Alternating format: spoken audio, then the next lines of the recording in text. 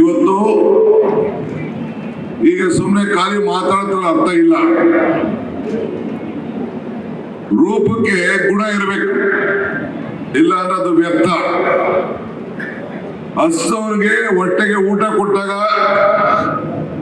ಆ ಊಟದ ಬೆಲೆ ಅರ್ಥ ಆಗ್ತದೆ. ಹಂಗೆ ನಾವು ನಮ್ಮ 5 ಗ್ಯಾರಂಟಿಗಳನ್ನ ನೊಂದಂತ ಸಂದರ್ಭದಲ್ಲಿ ಇವತ್ತು ಕೊಟ್ಟು ನಿಮ್ಮ ಬದುಕಿಗೆ ಶಕ್ತಿಯನ್ನು ತುಂಬಿದ್ದೇವೆ.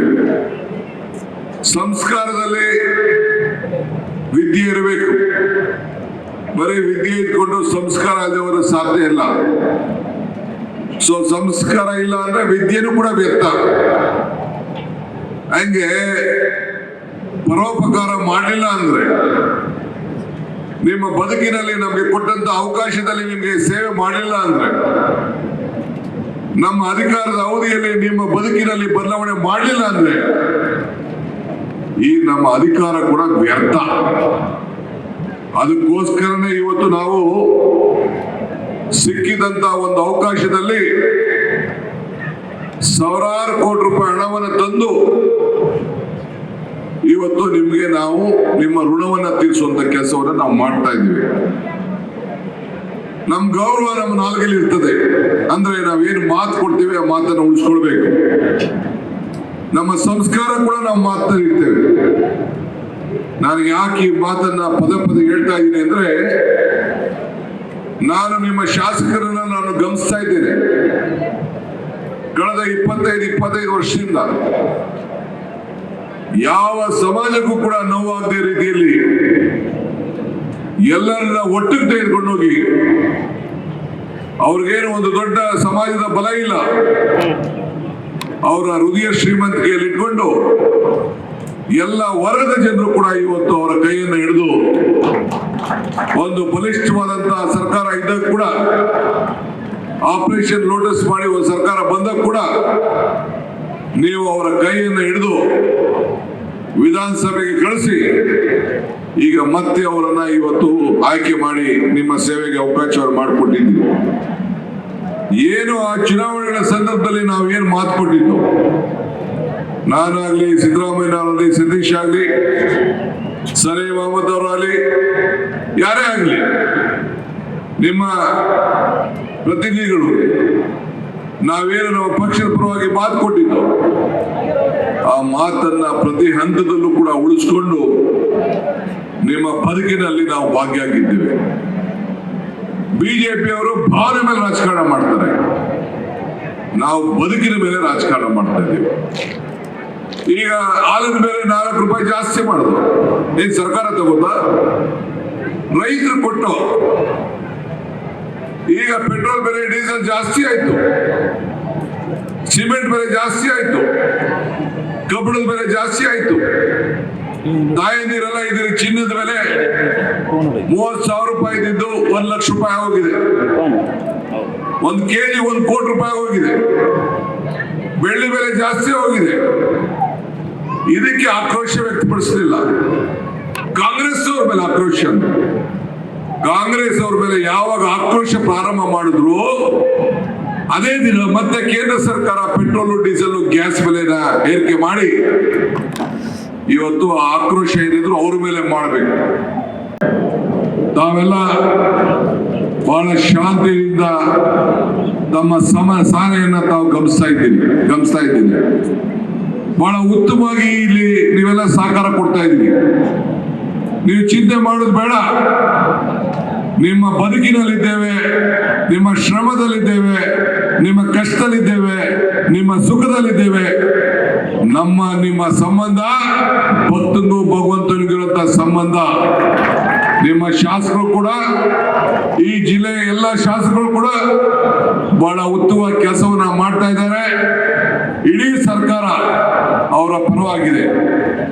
ನಿಮ್ಮ ಜಿಲ್ಲಾ ಸಚಿವರು ಕೂಡ ಈ ಜಿಲ್ಲೆ ಬಗ್ಗೆ ಅಪಾರವಾದಂತಹ ಆಸಕ್ತಿಯನ್ನು ಇಟ್ಕೊಂಡು ಅನೇಕ ಬಾರಿ ಬಂದು ಜನರ ಸಮಸ್ಯೆಯನ್ನು ಸ್ಪಂದಿಸಿ ಸುಮಾರು 3 ತಿಂಗಳಿಗೆ ಒಂದು KDP ಮೀಟಿಂಗ್ ಮಾಡಿ ಯಾರಿಗೆ ಬಡವರಿಗೆ ಮನೆ ಸಿಗ್ಬೇಕು, ಯಾವ ರೈತನಿಗೆ ಏನಾಗಬೇಕು, ಸಮಾಜ ಕಲ್ಯಾಣ ಇಲಾಖೆಯಲ್ಲಿ ಏನಾಗಬೇಕು, ನೀರಾವರಿ ಇಲಾಖೆಯಲ್ಲಿ ಏನಾಗಬೇಕು, ಪೌರಾಡಳಿತದಲ್ಲಿ ಏನಾಗಬೇಕು, ಕುಡಿಯುವ ನೀರಿನ ಸಮಸ್ಯೆ ಏನಿದೆ, ವಿದ್ಯುತ್ ಶಕ್ತಿ ಸಮಸ್ಯೆ ಏನಿದೆ, ತೋಟಗಾರಿಕೆಯಲ್ಲಿ ಏನಿದೆ ಅಂತ ಹೇಳಿ ಪ್ರತಿಯೊಂದು ಕೂಡ ಅವರು ಪರಿಶೀಲನೆ ಮಾಡಿ ನಿಮ್ಮ ಜನರಿಗೆ ನಮ್ಮ ಸರ್ಕಾರದ ಎಲ್ಲ ಪಾಲ್ಗಳನ್ನು ತಲುಪಿಸುವಂತ ಕೆಲಸವನ್ನು ಇವತ್ತು ಅವರು ಕೂಡ ಮಾಡ್ಕೊಂಡು ಬರ್ತಾ ಇದ್ದಾರೆ. ಆದ್ರಿಂದ ಇವತ್ತು ನಾನು, ಸತೀಶ್ ಅವರು, ಜಿಲ್ಲಾ ಮಂತ್ರಿಗಳು, ಮುಖ್ಯಮಂತ್ರಿಗಳೆಲ್ಲ ನಾವೆಲ್ಲ ಬಂದು ನಿಮ್ಗೆ ಶುಭ ಹಾರೈಸಲಿಕ್ಕೆ, ನಿಮ್ ಜೊತೆ ನಾವಿದ್ದೇವೆ ಅಂತ ಹೇಳಲಿಕ್ಕೆ, ಆಮೇಲೆ ನಮ್ಗೆ ಯಾವ ಅಧಿಕಾರಿಗಳ ಬಗ್ಗೆ, ನಿಮ್ಮ ಜಿಲ್ಲಾ ಆಡಳಿತದ ಬಗ್ಗೆ ಇವತ್ತವರೆಗೂ ನಮ್ಗೆ ಯಾವ ಕಂಪ್ಲೇಂಟ್ ಕೂಡ ಬಂದಿಲ್ಲ, ಅವರು ಕೂಡ ಎಲ್ಲ ಉತ್ತಮವಾಗಿ ಕೆಲಸವನ್ನ ಮಾಡ್ತಾ ಇದ್ದಾರೆ ಅಂತ ಹೇಳಿ ತಿಳಿದು ನನಗೆ ಬಹಳ ಸಂತೋಷ ಆಯ್ತು. ನಾನೆಲ್ಲ ಶಾಸಕರ ಚರ್ಚೆ ಮಾಡಿದ್ದೇನೆ, ಏನು ನಿಮ್ಮ ಅಧಿಕಾರಿಗಳ ಬಗ್ಗೆ ಏನಾದ್ರು ಸಮಸ್ಯೆ ಇದೆಯಾ ಅಂತ. ಎಲ್ಲರೂ ಕೂಡ ಅನುಸರಿಸಿಕೊಂಡು ಕೆಲಸವನ್ನ ಮಾಡ್ತಾ ಇದ್ದಾರೆ ಅಂತ ಹೇಳಿ ಅವರು ಕೂಡ ತಿಳಿಸಿದ್ದಾರೆ. ಇದು ಬಹಳ ಮುಖ್ಯವಾದಂತ ವಿಚಾರ. ನಿಮ್ಮ ತಾಳ್ಮೆಗೆ, ನಿಮ್ಮ ಸಹಕಾರಕ್ಕೆ ಮತ್ತೊಮ್ಮೆ ಅಭಿನಂದಿಸಿ, ಶುಭ ಹಾರೈಸಿ, ಮುಂದಿನ ದಿನದಲ್ಲಿ ಇನ್ನು ಅನೇಕ ಕಾರ್ಯಕ್ರಮಗಳಿಗೆ ಬಂದು ಅನೇಕ ವಿಚಾರಗಳನ್ನ ಹಂಚಿಕೊಳ್ಳುವಂತ ಕೆಲಸವನ್ನ ನಾನು ಮಾಡ್ತೇನೆ. ಮತ್ತೆ ಇನ್ನು ಹೆಚ್ಚಿನ ಸಂಖ್ಯೆಯಲ್ಲಿ ಈ ಜಿಲ್ಲೆಯ ಶಾಸಕರನ್ನ ಗೆಲ್ಲಿಸಿ ಶ್ರೀನಿವಾಸ್ ಮಾನೆ ಅವರು ಕೂಡ ಮತ್ತೆ ಇನ್ನು ಹೆಚ್ಚಿಗೆ ಶಕ್ತಿ ಕೊಡುವಂತ ಕೆಲಸವನ್ನ ತಾವೆಲ್ಲ ಮಾಡಬೇಕು ಅಂತ ಹೇಳಿ ಪ್ರಾರ್ಥಿಸಿ ನನ್ನ ಮಾತನ್ನು ಮುಗಿಸ್ತೇನೆ. ಜೈ ಹಿಂದ್, ಜೈ ಕರ್ನಾಟಕ. ನಮಸ್ಕಾರ. ನನಗೆ ನಿದ್ರೆ ಬಂದಿತ್ತು, ನಿಮ್ಗೆ ಏನಾದ್ರು ಬಂದಿದೆಯಾ ಅಂತ ಚೆಕ್ ಮಾಡ್ತಾ ಇದ್ದೀನಿ. ನಮಸ್ಕಾರ. ಇಂದ್ರಿಯರವ್ರಿಗೆ ಬಹಳ ಸಂತೋಷ. ವೇದಿಕೆ ಇರುವಂತ ನಮ್ಮ ಗೌರವಾನ್ವಿತ ಮುಖ್ಯಮಂತ್ರಿಗಳಂತ ಸಿದ್ದರಾಮಯ್ಯ ಸಾಹೇಬ್ರೆ, ಜಿಲ್ಲಾ ಉಸ್ತುವಾರಿ ಸಚಿವರಂತ, ಬದುಕಿನಲ್ಲಿ ನಿಮ್ಮ ಪಿಕ್ ಪಾಕೆಟ್ ಮಾಡಿ ನಿಮ್ಮ ಆರ್ಥಿಕವಾಗಿ ನಾವು ತೊಂದರೆ ಮಾಡಕ್ಕಲ್ಲ. ಇವತ್ತು ರೈತ, ಅವನಿಗೆ ಸಂಬಳ ಇಲ್ಲ, ಅವನಿಗೆ ಪ್ರಮೋಷನ್ ಇಲ್ಲ, ಅವನಿಗೆ ಪೆನ್ಷನ್ ಇಲ್ಲ, ಅವನಿಗೆ ರಿಟೈರ್ಮೆಂಟ್ ಇಲ್ಲ, ಅವನಿಗೆ ಲಂಚ ಇಲ್ಲ. ಈ ರೈತರು ಬದುಕಿಸ್ಬೇಕು. ಇವತ್ತು ಈ ನೀರಾವರಿ ಯೋಜನೆ ಬಗ್ಗೆ ಈಗಾಗಲೇ ನನ್ನ ಮಿತ್ರ ಮಾತಾಡಿದ್ರು, ಬಹಳ ಮಾತಾಡಿದ್ರು. ಈಗ ನಾವು ಈಗಾಗಲೇ ಸುಮಾರು ಅನೇಕ ಯೋಜನೆಗಳನ್ನ ಬಾಳಂಬೀಡು ಹಾಗೂ ಇತರೆ 72 ಗ್ರಾಮ 196 ಕೆರೆ ತುಂಬಿಸುವಂತ ಕಾರ್ಯಕ್ರಮವನ್ನ ಈಗಾಗಲೇ ತೆಗೆದುಕೊಂಡಿದ್ದೇವೆ. 535 ಕೋಟಿ ರೂಪಾಯಿದು ಒಂದು ಕೆಲಸ, ಇನ್ನೊಂದು 445 ಕೋಟಿ ರೂಪಾಯಿದು ಈಗ ಆನ್ಗೋಯಿಂಗ್ ವರ್ಕ್ಸ್ ನಡೀತಾ ಇದೆ. ಮೊನ್ನೆ ತಾನೇ ನಮ್ಮ ಶಾಸಕರು, ನಿಮ್ಮ ಶಾಸಕರು ಒಂದು ಒತ್ತಡವನ್ನು ಮಾಡಿ 25ನೇ ತಾರೀಕು ನಡೆದಂತ ಬೋರ್ಡ್ ಮೀಟಿಂಗ್ ಅಲ್ಲಿ ಇದನ್ನ 665 ಕೋಟಿ ರೂಪಾಯಿ ವೆಚ್ಚದ ಒಂದು ಯೋಜನೆಯನ್ನ ಇವತ್ತು ಈ ಜಿಲ್ಲೆಯಲ್ಲಿ ಇವತ್ತು ಅದನ್ನ ಈಗಾಗಲೇ ಮುಂಜೂರಾತಿಯನ್ನ ನಾವು ಮಾಡಿದ್ದೇವೆ. ಈ ಒಂದು ಬೆಳಬೆಳೆ ಟ್ಯಾಂಕ್ ಫಿಲ್ಲಿಂಗ್ ಸ್ಕೀಮ್ 418 ಕೋಟಿ ರೂಪಾಯಿ ಈಗ ಪ್ರಾರಂಭ ಆಗ್ತಾ ಇರೋದು. ಹಿರೇಕುಂಡಿ ಟ್ಯಾಂಕ್ ಫಿಲ್ಲಿಂಗ್ 116 ಕೋಟಿ ರೂಪಾಯಿ. ಹೀಗೆ ಇದಲ್ಲದೆ ಇನ್ನೊಂದು ಪ್ರಸ್ತಾವನೆ ಮಾಡಿದ್ರು, Wardha Bedti river joining scheme ಬಗ್ಗೆ, ನದಿ ಜೋಡಣೆ ಯೋಜನೆ ಬಗ್ಗೆ. ಆಮೇಲೆ ನ್ಯಾಷನಲ್ ರಿವರ್ ಏಜೆನ್ಸಿಲಿ ಈಗಾಗಲೇ ಅದನ್ನ ಪ್ರಸ್ತಾವನೆ ಕೂಡ ಸೆಂಟ್ರಲ್ ಗೌರ್ಮೆಂಟ್ಗೆ ನಾವು ಕಳಿಸ್ಕೊಟ್ಟಿದ್ದೇವೆ. ಒಟ್ಟು 2818 ಕೋಟಿ ರೂಪಾಯಿ ಅದು ಅಲ್ಲಿದೆ. ಅದ್ರ ಮೇಲೆ ಕೂಡ ಒತ್ತಡವನ್ನು ನಾನು ತರ್ತಾ ಇದ್ದೇನೆ. ಸೊ ಹಂಗೆ ಇವತ್ತು ನಾವೆಲ್ಲ ಕೂಡ ನಿಮ್ಮ ಅನೇಕ ಯೋಜನೆಗಳನ್ನ ನೀರಾವರಿ ಇಲಾಖೆಯಲ್ಲಿ ಆ ರೈತರ ಬದುಕಿನಲ್ಲಿ ಬದಲಾವಣೆ ಮಾಡಬೇಕು ಅಂತೇಳಿ ಇಂಥ ಕಾರ್ಯಕ್ರಮಗಳನ್ನು ನಾವು ರೂಪಿಸ್ಕೊಂಡು ನಾವು ಬರ್ತಾ ಇದ್ದೇವೆ. ಇವತ್ತು ಈ ಜಿಲ್ಲೆಯಲ್ಲಿ ಎಲ್ಲ ಶಾಸಕರುಗಳು ಕೂಡ 6 ಜನ ಕೂಡ ಬಹಳ ನಮ್ರತೆಯಿಂದ ಅಭಿವೃದ್ಧಿ ಬಗ್ಗೆ ಗಮನ ಇಟ್ಕೊಂಡು ಯಾವ ಲೋಪಕ್ಕೂ ಕೂಡ ಭಾಗಿಯಾಗದೆ ಒಂದು ಉತ್ತಮವಾದಂತಹ ಕೆಲಸವನ್ನ ಮಾಡ್ಕೊಂಡು ಬರ್ತಾ ಇದ್ದಾರೆ. ಈಗ ಬಿಜೆಪಿ ಅವರು ಮಾತಿದ್ದಾರೆ, ಅಭಿವೃದ್ಧಿ ಕಾಸಿಲ್ಲ ಗ್ಯಾರಂಟಿಗೆ ಅಂತ ಹೇಳ್ತಾ ಇದ್ದಾರೆ. ನಾವು ಈ ಗ್ಯಾರಂಟಿ ಯೋಜನೆ ಕೊಟ್ಟ ಮೇಲೆ ಬಿಜೆಪಿ ಅವ್ರಿಗೆ ಅರ್ಥ ಆಯ್ತು ಜನರ ಬದುಕಿಗೆ ಎಷ್ಟು ಕಷ್ಟ ಇದೆ ಅಂತ. ಮಹಾರಾಷ್ಟ್ರ ಎಲೆಕ್ಷನ್, ಹರಿಯಾಣ ಎಲೆಕ್ಷನ್, ಇಲ್ಲ ಮಧ್ಯಪ್ರದೇಶ ಎಲೆಕ್ಷನ್, ಎಲ್ಲ ಎಲೆಕ್ಷನ್ ಅಲ್ಲೂ ಶುರು ಮಾಡಿದ್ರು. ಕರ್ನಾಟಕದ ಮಾದರಿ ಇಡೀ ದೇಶಕ್ಕೆ ಮಾದರಿಯಾಗಿ ಇವತ್ತು ಉಳ್ಕೊಂಡಿದೆ. ನಾನೇನು ಹೇಳ್ಬೇಕಾಗಿಲ್ಲ, ಮಾಧ್ಯಮದವರು ಬರೆದಿದ್ದಾರೆ. ಪ್ರೈಮ್ ಮಿನಿಸ್ಟರ್ ಈ ದೇಶ ಖಾಲಿ ಆಗೋಯ್ತದೆ, ಬಡದಾಗೋಯ್ತು ಕರ್ನಾಟಕ ಸರ್ಕಾರ ಅಂತ. ಇವತ್ತೇನು 665 ಕೋಟಿ ರೂಪಾಯಿ ಕೆಲಸಕ್ಕೆ ಇವತ್ತೇನು ಇಲ್ಲಿ ಕಲ್ಲಾಕಿದ್ದೀವಿ. ಮುಂದಕ್ಕೆ ಏನು 100,000 ಕೋಟಿ ರೂಪಾಯಿ ಕೆಲಸಕ್ಕೆ ಯೋಜನೆಗೆ ತಯಾರು ಮಾಡಿದ್ದೇವೆ. ಇದೇನು ಅಭಿವೃದ್ಧಿ ಅಲ್ವೇ? 52,000 ಕೋಟಿ ರೂಪಾಯಿ ಹಣ ಪ್ರತಿ ವರ್ಷ ನಿಮ್ಮ ಕುಟುಂಬಕ್ಕೆ ನೇರವಾಗಿ ಹಣ ಬರ್ತಾ ಇದೆ. ಪ್ರತಿಯೊಂದು ಕುಟುಂಬಕ್ಕೆ ಮನೆಗೆ 5,000 ರೂಪಾಯಿ ತಲುಪ್ತಾ ಇದೆ.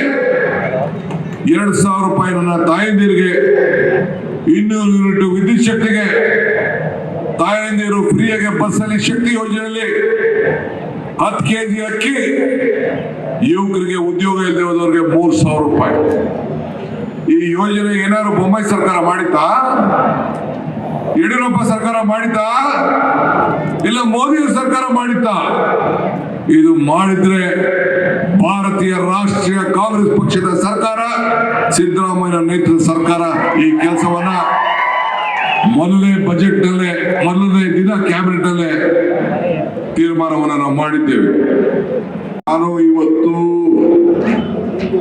ಹಾನಗಲ್ ಕ್ಷೇತ್ರದ ವಿವಿಧ ಅಭಿವೃದ್ಧಿ ಕಾರ್ಯಕ್ರಮದ ಉದ್ಘಾಟನೆಗಾಗಿ ಶಂಕುಸ್ಥಾಪನೆಗೆ ಬರಲಿಲ್ಲ.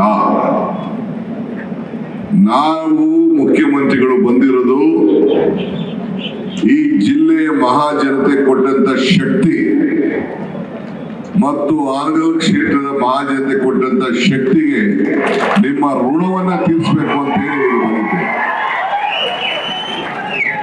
ನಿಮ್ಮ ಋಣ ಇಲ್ಲ, ಸ್ವಲ್ಪ ನಿಮ್ಮ ಋಣ ತೀರಿಸಬೇಕು ಅಂತ ಹೇಳಿ ಬಂದಿದ್ದೇವೆ. ಅಧಿಕಾರ ನಶ್ವರ, ಸಾಧನೆಗಳು ಅಜಾಮರ, ಆದ್ರೆ ಮತದಾರರೇ ಈಶ್ವರ. ಕೊನೆಗೆ ಎಲ್ಲೋದ್ರೂ ಕೂಡ ಮತದಾರರಿಗೆ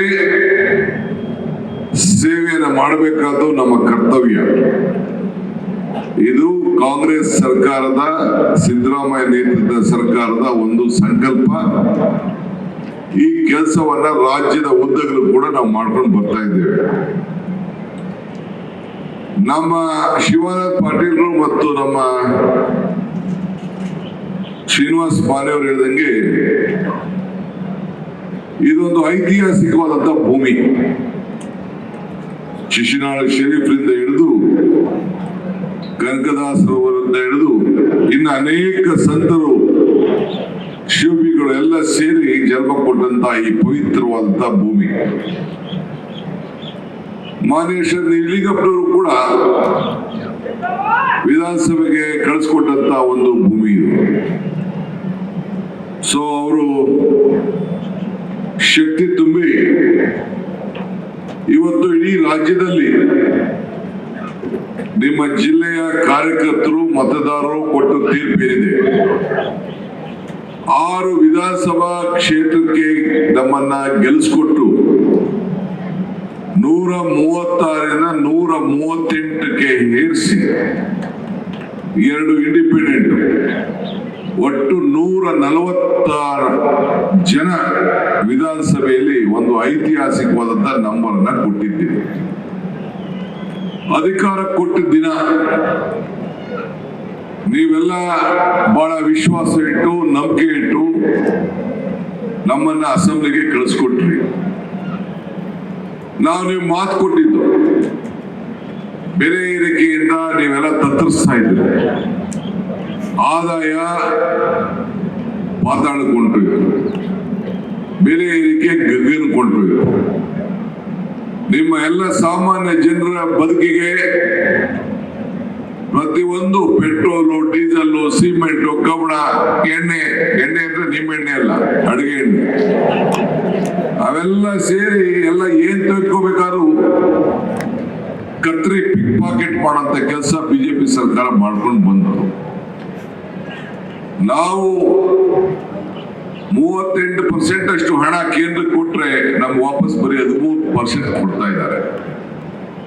ಅಂಥದ್ರಲ್ಲಿ ಇವತ್ತು 4 ಲಕ್ಷಕ್ಕೂ ಹೆಚ್ಚು ಕೋಟಿ ರೂಪಾಯಿ ಹಣ ಒಂದು ಬಜೆಟ್ ಅನ್ನ, ದಾಖಲೆ ಬಜೆಟ್ ಅನ್ನ ನಮ್ಮ ಸರ್ಕಾರ, ಮುಖ್ಯಮಂತ್ರಿಗಳು ಇವತ್ತು ಕೊಟ್ಟಿದ್ದಾರೆ. ನಮ್ಮ ಶ್ರೀನಿವಾಸ್ ಮಾನೆಯವರು ಬಹಳ ಕ್ರಿಯಾಶೀಲ ಶಾಸಕ. ಅವರು ಗ್ರಾಮೀಣ ಪ್ರದೇಶದ ಬದುಕಿದ ಜನರ ನಾಡಿಯನ್ನ ಹಿಡಿದು ಬರೀ ನೀರಾವರಿ ಇಲಾಖೆ ಆಗಲಿ, PWD ಇಲಾಖೆ ಬಗ್ಗೆ ಚರ್ಚೆ ಮಾಡಲಿಲ್ಲ. ಇವತ್ತು ಏನು ರೆವಿನ್ಯೂ ಇಲಾಖೆಯಿಂದ ನಿಮಗೆ ಒಂದು ಆಧಾರ ಕೊಡಿಸ್ಬೇಕು, ಏನು ನಿಮ್ಮ ಜಮೀನನ್ನ ಸಕ್ರಮ ಮಾಡಬೇಕು, ವಿದ್ಯುತ್ ಶಕ್ತಿ ವಿಚಾರದಲ್ಲಿ ಯಾವ ರೀತಿ ಸಮರ್ಪಕವಾಗಿ ವಿದ್ಯುತ್ ಶಕ್ತಿಯನ್ನು ಕೊಡಬೇಕು. ಹಿಂದೆ ಬಂಗಾರಪ್ಪನವರ ಕಾಲದಲ್ಲಿ ವಿದ್ಯುತ್ ಶಕ್ತಿ ಕೊಡಬೇಕು ಅಂತ ತೀರ್ಮಾನ ಆಯಿತು. ಆಮೇಲೆ ಸಿದ್ದರಾಮಯ್ಯ ಸರ್ಕಾರ ಬಂದ ಮೇಲೆ, ನಾನು ವಿದ್ಯುತ್ ಶಕ್ತಿ ಮಂತ್ರಿ ಆದ್ಮೇಲೆ 6 ರಿಂದ 7 ಗಂಟೆಗೆ ಏರಿಸಿದೆ. ಈಗ ವಿವಿಧ ಸೋಲಾರ್ ಸ್ಕೀಮ್ಗಳನ್ನ ತಂದು, ಕುಸುಮ ಯೋಜನೆ ಅಂತ ಕೂಡ ತಂದು, ಪ್ರತಿ ತಾಲೂಕಿನಲ್ಲಿ 20 ಮೆಗಾವ್ಯಾಟ್ ಅವರು ಶಾಶ್ವತವಾಗಿ ಇರಬೇಕು ಅಂತ ತೀರ್ಮಾನ ಮಾಡಿ, ಎಲ್ಲರೂ ಕೂಡ ಅಗಲತ್ತೆ ನೀರನ್ನ ಕೊಡಬೇಕು ಅನ್ನೋದು ಕೂಡ, ವಿದ್ಯುತ್ ಶಕ್ತಿಯನ್ನ ಕೊಡಬೇಕು ಅನ್ನೋದು ಕೂಡ ಇವತ್ತು ತೀರ್ಮಾನ ಮಾಡಿ ರೈತರ ಬದುಕಿ